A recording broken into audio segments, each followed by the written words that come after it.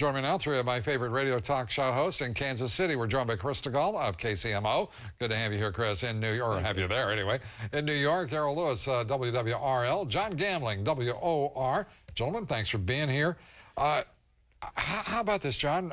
We have a stimulus package that no one's read in the Senate, or I shouldn't say no one, that very few people in the Senate or the Congress have read, and they want to act. This is just like George Bush. I flipped through a couple of pages today, and I have to tell you the most amazing part of this bill, which is, what, 650 pages long, something, whatever it happens to be, happens to have on each and every page numbers that you, even in high math courses, they don't get that many zeros. Yeah. It's just amazing for projects that I don't know that anybody really understands what they're for. It's just money. They took a pot of money in Washington and suggested you, and you pick as much as you need out for whatever project. Do your listeners want this, irrespective of whether our legislature has read it? Well, I think as far as the reading, it can be done. I mean, 600 pages, it couldn't be done. 535 members. I have to be one of those fools who expects Well, I'm a little geeky myself. I went plowing through it. But I do think, I mean, what my listeners are saying is that they want something that's going to work. And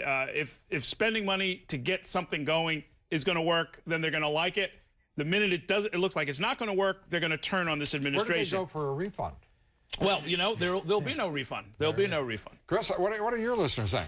Well, latest numbers out today. There was a fresh poll this afternoon on the way down here, Lou, that says 60% of the country not nuts about more government spending. That's the thing, going into the presidential election, the one thing in a very bipartisan way the country spoke out and said, we're not excited about this massive government spending. I'm telling you, somebody would win major points if they dared step up and say no. And right now, no one can figure out how to say no. I had Charlie Rangel on just yesterday. He's the man behind this, or certainly one of the principals. And I asked the congressman, I said, what's your biggest fear with the stimulus package? And there was a slight pause, and he said that it won't work. And then I said, what do you do then? And he didn't. There is no answer. Yeah. Those are the stakes. I mean, when you see that just yesterday, over 60,000 layoffs were announced, and it was all blue chip names, Microsoft and Harley Davidson and Caterpillar. You're gonna, if you got a choice between doing something, however rushed and ill-conceived it may be, and just kind of hoping that equilibrium will resume at some point. Do you really see that as the choice, Errol? Isn't there another choice? I mean, we were told in September, weren't we, Chris? That's right. The sky will fall if we don't see this happen. If we don't see that $700 billion. Well, and by the way, that was, and Lou, that was 400 pages. That was a 400-pager, by the way. Yeah. And no, we don't know where half of that went. Well, actually, it started as 2.5 pages, as I recall. Yeah. Thomas Sowell said today, and I thought it was brilliant. He said in a column that with the stroke of a pen, in your next paycheck, you could have less taxes taken out. That could affect you real time within a week, within 2 weeks, at the end of the month. The stimulus package, the Congressional Budget Office says it's not even going to take effect, even in a partial chunk until the end of fiscal year 2010. We're going to take a quick break. Let's go to Campbell Brown. Her show's coming right up at the top of the hour. Campbell, what's up?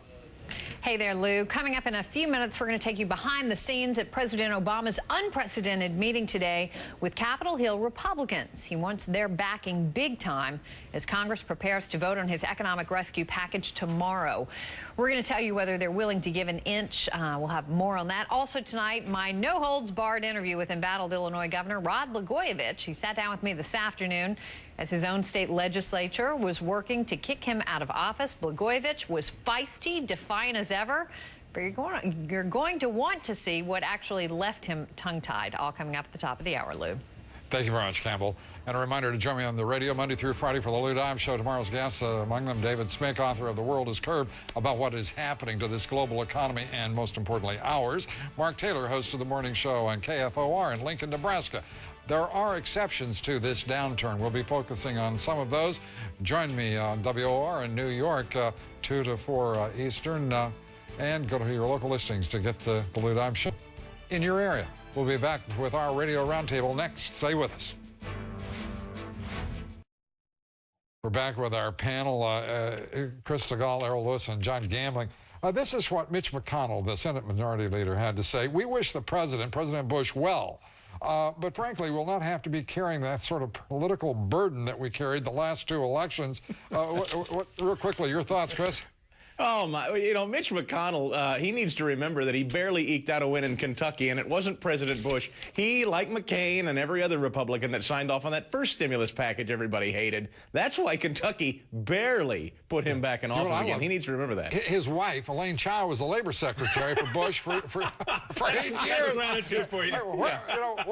What's the big protest here? He's done pretty well by George Bush, I think. That's gratitude for you. And as I recall, after the 2004 very close election, there were a lot of grateful Republicans who were glad for what Karl Rove and George Bush did in pulling out an unlikely win. Are the Republicans going to do anything here besides say, no? They're waving their hands a lot. They're making a lot of noise, but I don't think so. I think that they all believe that they have to, hitch themselves to this Democratic spending bill and this president as best they're able. They're salivating over all of those goodies. Believe me, they want to build exactly. some stuff. I mean, Mark Halperin of Time magazine came out with a comment today talking about the fact that as many House Republicans went over to pose for pictures with President Obama as wanted to talk to him about the stimulus package.